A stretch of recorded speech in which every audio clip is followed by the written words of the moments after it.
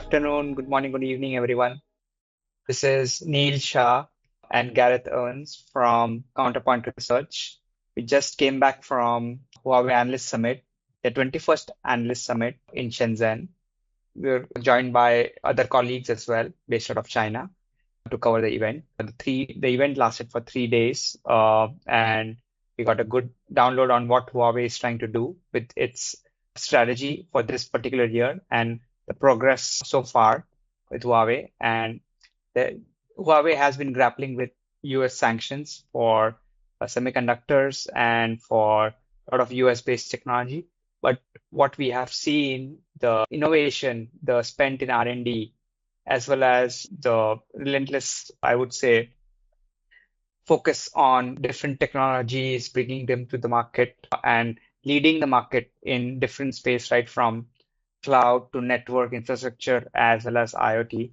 It's still prevalent with Huawei. More than 500 analysts attended the event. So Huawei's continue to uh, have those events at larger scale, like everything has been fine and everything is great.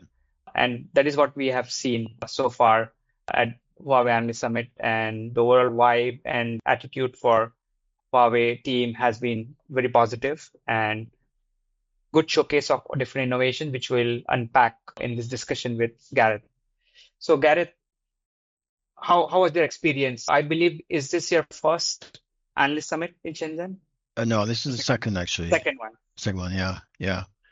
So I found so it has actually covers pretty much everything that Huawei does, from sort of wireless networks, which is what I'm really interested in, to computing, service, storage, etc. And of course, this year there was a lot of AI across the board, not just using AI for network optimization and other sort of RAN related applications, but also for things like large language models, this Pangu based AI services that Huawei is trying to offer to telcos and enterprise, and a lot of other stuff as well. Yeah, I think the opening keynote from Eric Xu and the broader team, the research scientist team on the AI and broader adoption of AI and what Huawei's vision is, where it is saying thriving in intelligence, basically adding intelligence to every layer on what they do, right from chipsets to software to infrastructure, cloud, as well as devices.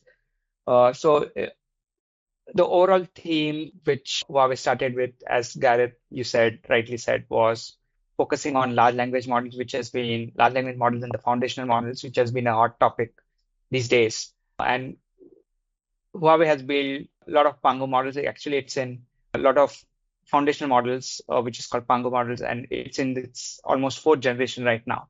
They launched the third generation last year, and since then they have documented progress and showcased in different verticals, not only in just networks, but in different verticals in medicine, in industries, where they're helping out in AI, vision-based AI systems, also in terms of language models to increase efficiency in industries, as well as in a lot of areas such as drug research, where it has increased the efficiency for researching millions of data points very efficiently. So we have our colleague Wei Sun who covers AI. She has written a short insight about it, and you can check it on our blog in a couple of days. So the opening keynote was centered around AI and overall vision and how vertically integrated Huawei is, right?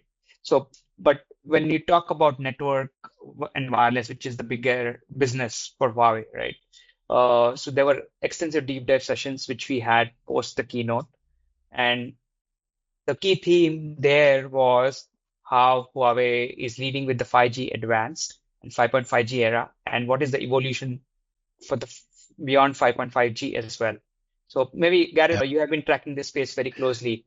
Can you talk about 5.5G or 5G advanced, and what are the different innovations which Huawei is bringing to the table, as well as overall benefit it provides to the broader ecosystem? Yeah, I think on the wireless side, the main focus was showcasing 5G Advanced and its capabilities, and to show how operators can earn incremental revenue from existing services, and also how they can leverage the new capabilities of 5G Advanced to introduce new services and hence develop new revenue streams. I think there was a lot of interesting tech there, as usual. A large crop of radio hardware, for example, a big focus on RAN intelligent agents this year, digital twins, autonomous vehicles.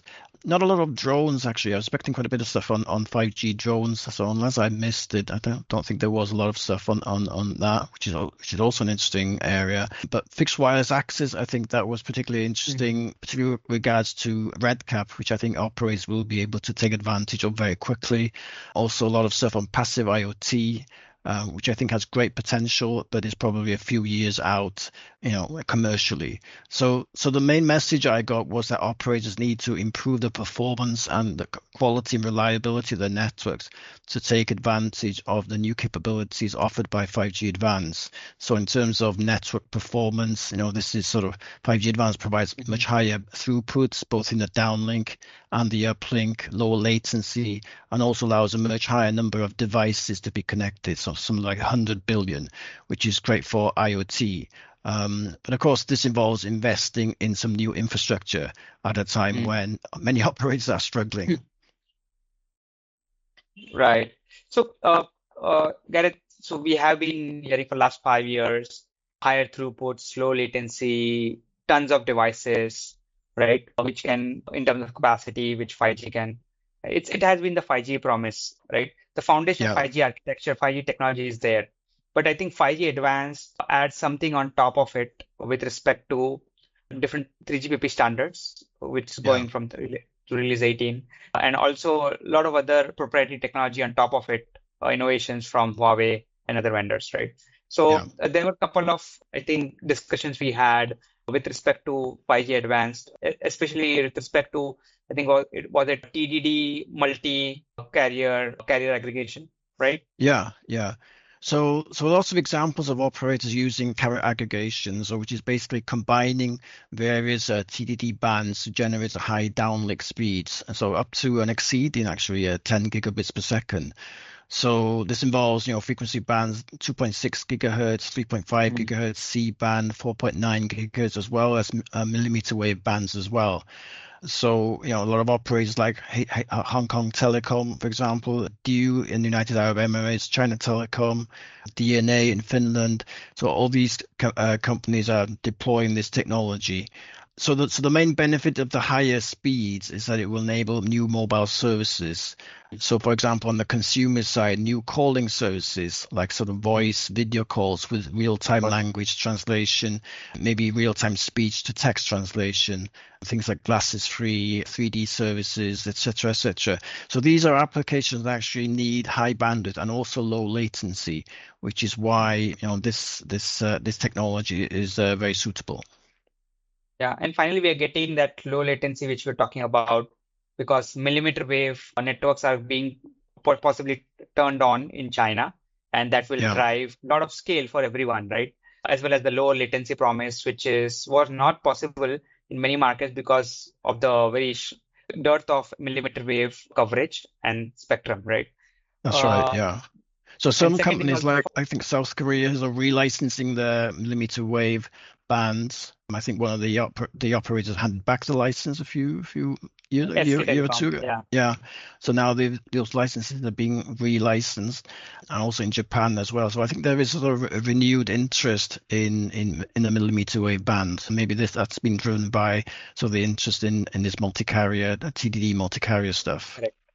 Absolutely. And also with respect to the real-time translation which you're talking about, right? We saw a very good demo from iFlyTech, if you remember, where they showcase with China Telecom Yeah. or China Telecom, I think, on the real-time visual voicemail as well as real-time translation of the call, and Yeah. how the AI, generative AI can summarize it really well, right? And that happened real time and with lower latency, as you pointed out. Another thing which we also witnessed and was Huawei's focus on enhancing the sub 3 gigahertz spectrum, if you Yeah. remember. So in That's right. FDD, Yeah, so there's a lot of emphasis on doing this, on using the sub 3 gigahertz FDD radios now to improve network performance. So while we displayed the series of tri-band radios for sub 3 gigahertz bands, so based on 4TR, 8 and 32TR massive MIMO RF modules. So these are not actually new. I think they were launched a couple of years ago. But I think FDD sub 3 gigahertz bands, frequency bands, will play a key role in extending 5G coverage across urban, suburban, and rural areas as 5G advanced is rolled out, which is why these radios are so important. Yeah, yeah. And there's some And interesting technology on they use sort of multi-antenna, ultra-wideband RF modules. So they have bandwidths in excess of 800 megahertz. So that's from a single module, so which means you can combine sort of three frequency bands into one radio. So for one radio can replace three radios in low band. So that's 700, 800, 900, and the same for mid band at 1.4, 2.1, 2.6 gigahertz. So the objective with these radios is to simplify the cell site, reduce the amount of hardware on the tower, i.e. the number of boxes, so hence reduce leasing costs while at the same time improving the network performance with reduced latency and improve the uplink and downlink. yeah, I like that consolidation of three bands together. It's Yeah, saving in space, power, as well as you said, the cost for leasing. The beauty was they have achieved is doing it in one PA, power amplifier, and at yeah, filter level, they're combining it, right? that's So right. I think that is quite innovative in Yeah, driving the power lower yeah. and also having some intelligence baked into it to switch between the bands. So they have sort of a technology. They use, I think, two things. So FDD beamforming, which is, normally Mhm. beamforming has been done in TDD. There's not a lot, I think, done in Right, FDD, but that's now coming in. And also it features Huawei's what Huawei calls a gigaband technology. So this is basically a kind of multi-band fusion technology, which sort of effectively combines six sub 3 gigahertz spectrum bands into a single 100 megahertz carrier. So using a technique called multi-band serving cell. So correct. the net BSC. effect of FDD beamforming and gigaband is a sort of a big increase in spectral efficiency. And all of this is made possible by some pretty sophisticated power amplifier technology, which Huawei claims is state of the art and sort of Right. leverages new, as you said, new filter materials, heat sinks, has sort of AI-driven smart algorithms which control the switching of each power amplifier individually. Yeah. And I think they're at physical layer, they're still separate, but at logic layer, they're pulling it together, all the six bands. And because of that, they're getting 40% gain when they're combining all the bands together, right? Using MBSC. That's Uh, right. Yeah, yeah, yeah. So I think that was pretty neat demonstration of what they're doing in sub 3 gigahertz and above in the what you talked about, the TDD bands as well, right? So those combined giving strong foundation for what 5G advanced would look like and a lot of other new business models, how they can charge in terms of either latency, they can monetize latency, they can monetize uplink, right? yeah, yeah. They're talking about which is ideal for MDD uplink as well as for broadcasting applications and also for 5G red cap in IoT to use that particular uplink. That's right. Yeah. So this opens up a whole sort of new sort of raft of new services, new capabilities. As you said, they can charge for, specific downlink speeds, uplink speeds, which is sort of very important for SMEs, for example, for business applications, coupled with the low latency, as well as, other types of things as well. Yeah. And Gareth, you are also following closely the massive MIMO stuff what Huawei is doing. Obviously, many vendors are doing that based on Yeah. standard, but what different you see Huawei is doing, or is there anything different Well, I think because I of it? mentioned that the key technologies. I think this 800 megahertz bandwidth I think is pretty unique. I don't think anyone else offers that kind of bandwidth. But I think that the key things to getting the performance is focusing on multi-antenna and ultra wideband, and then using this gigaband technology to fuse these sort of narrowband channels that you get in the sub-gigahertz band, and sort of generate one sort of one big 100 megahertz channel. And also you can sort of play around with the uplink speeds as well. You can change the ratio between the uplink and the downlink. You can have 50-50 uplink to downlink speed. So that is sort of something interesting and useful maybe for businesses. Right. They also talked about the advancement in antenna technologies, which we have been hearing for a couple of years from them, is about Yeah, ELAA, extremely which is large also going antenna. antenna array, Yeah. which is also going into millimeter wave, I think they talked about. Yeah, so they announced, I think this is the first time they've announced the products for millimeter wave. Prior to now, it's been just for the TDD bands Mhm. around the 3.5 megahertz. But also with the FDD bands now, they're offering massive MIMO radios that cover the 1.4, 2.1, and 2.6 gigahertz as well. So it's not just going up, it's going down as well into Right. lower frequencies. Exactly. So they're basically all portfolio ELAA now, right from Yeah. lower And there bands will to higher be bands. obviously there'll be an increase in the number of antennas as well as you go up in frequency. So there's a lot of interesting sort of new antenna sizes coming up, I think, on the Yeah. horizon. And on that FDD, I just remembered Huawei said 88R will become the mainstream in a couple of years for the sub 3 gigahertz. Do you Yeah, remember? yeah, Talk that's about right. it. Yeah, yeah. So Yeah, that provides improved coverage because it has more antennas and improves the bandwidth, or sorry, the downlink and the uplink as well. right. And we also looked at when we went to Chengdu, right, and visited their laboratory and R&D center for backhaul, right? Yeah. So lo they spotted out multiple trends in what is happening with respect to spectrum in backhaul, and wireless backhaul is revolutionary for 5.5G as well, right? With respect to E-band, especially. Yeah, so a number of products, I think highlighting E-band in particular, but also I think there was an interesting product which combined The an two, E-band with, I think it was a E-band. traffic type of application, which sort Correct, of enabled the antenna to transmit data to the traffic environment. Yeah, correct, correct. So it was for traffic monitoring as well as vehicle monitoring and for overall network to network, point to point as well. yeah. So that was interesting. And even in this, they had this technology where if it was stormy or there is a typhoon, still Oh yeah, it yeah. Remember that? it Yeah. still it could transmit really well.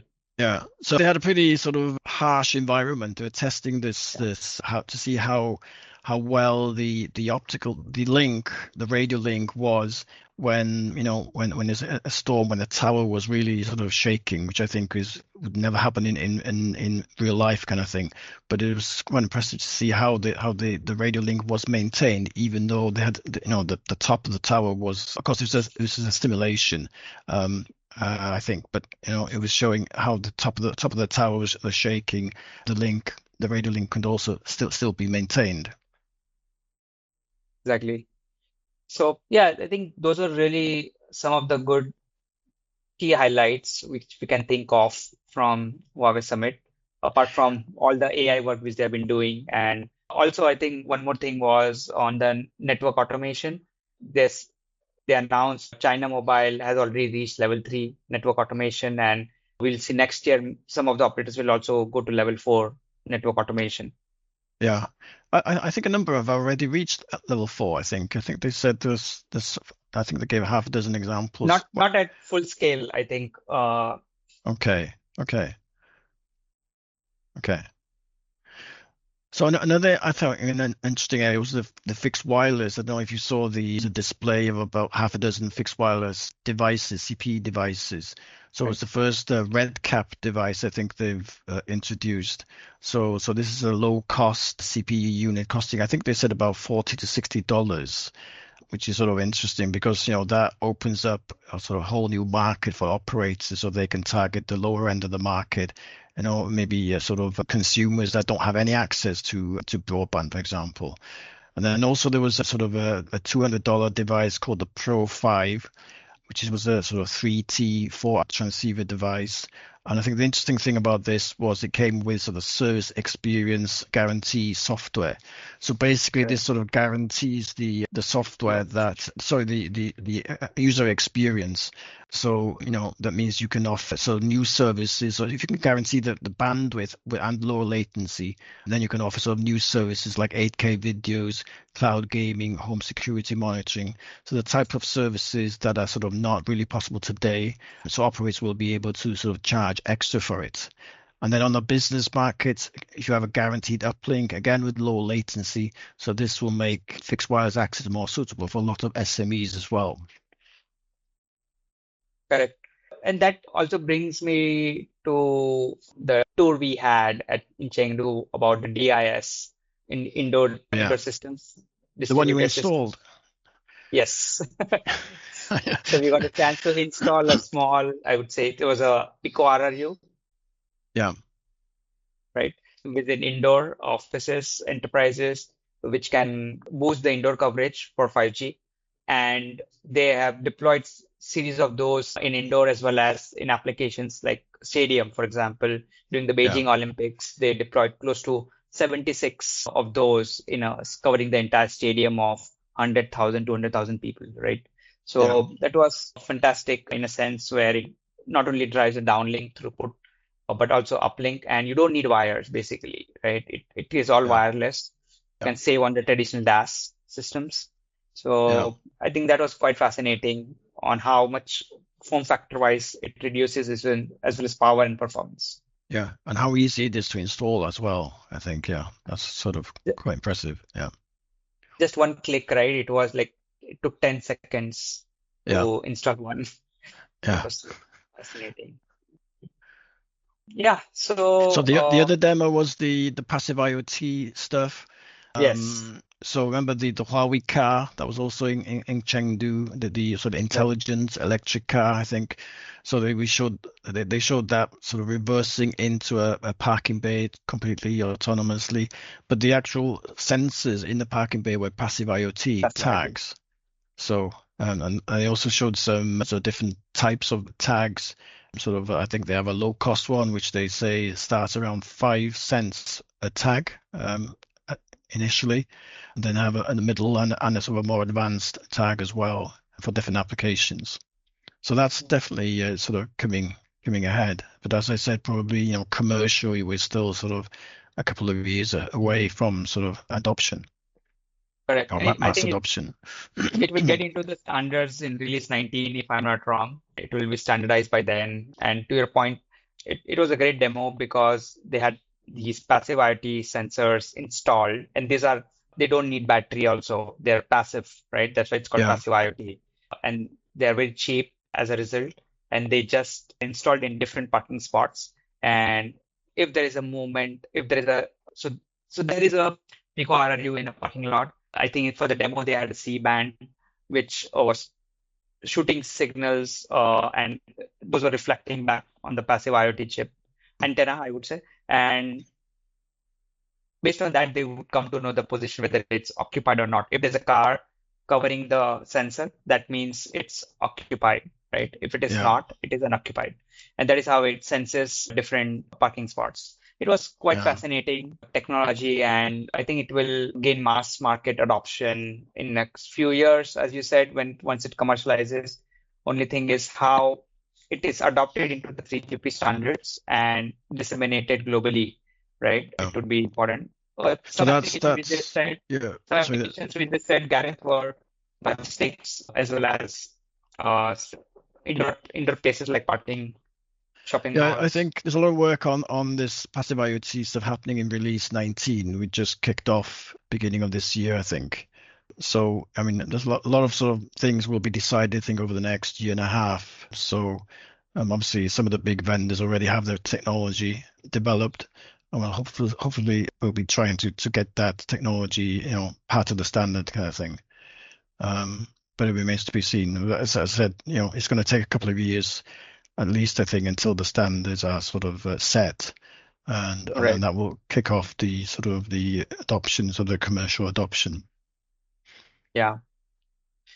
Mm. So yeah, I think that summarizes quite well, right, Gareth, what we saw at HAS and what Huawei has been doing to drive the 5.5G era. And we also saw a lot of operator interest. Obviously, the three ch biggest Chinese operators are on board and already started deploying Yeah, 5.5G. And they also had this 5.5G showcase campuses and that's right. Yeah. parks, which So have it's been visited. interesting that, who's leading this 5.5G deployment is sort of China, particularly China Telecom. I think the other operators are also sort of following this year, but also in the Middle East, in the sort of companies like Do in United Arab Emirates. So several of the operators there, they seem to be investing quite a bit in 5.5G. So we can expect, I think, they will be sort of some of the leaders, I think, of the next 2 or 3 years. Yeah, it's been fascinating to see Middle East operators being in forefront of technology. Yeah, And I think the collaboration with Huawei has been standout. Even some operator in South Asia has been quite close adopting Huawei technologies and has raised in their markets, right? Just because of that. So it's a shame for some markets which don't have Huawei as a vendor yeah, due to the sanctions. But what we have seen is whichever market operators have been partnering with Huawei has been leapfrogging in terms of deployment of new technologies and trying to monetize them, right? Like yeah, FWA in the Middle East is quite popular, yeah, as exactly. same as US. Yeah, Yeah, yeah. Okay. great. And I think one other thing which we got from the conversation, since most of this Huawei Analyst Summit was focused on wireless, which has been the main area of focus right now. The consumer BG used to be a big part of Huawei Analyst Summit before Yeah, pandemic, before the sanctions, but it has been scaled down quite a bit as we can expect. yeah, And we had several discussions on that as well on the side with some of the Huawei and the comeback from Huawei, what you can see in smartphone space with 5G smartphones since last September has been also significant, and so they have big that is ambitions for Harmony OS. Um, Harmony OS. Yeah, and Harmony is across smartphones, cars, wearables, home as well. And if you see, they have also ambitions for retail and offline. They've come up with a flagship store in Shanghai, which is state of the art. It's one of the best stores for any brand, even upping Apple in terms of its three-floor state of the art design yeah, with even they have their cars inside, they have gym inside for the users. They want to have sense of engagement and community for their full plethora of products which they have in home, smartphones, car, as well as other areas like productivity as well.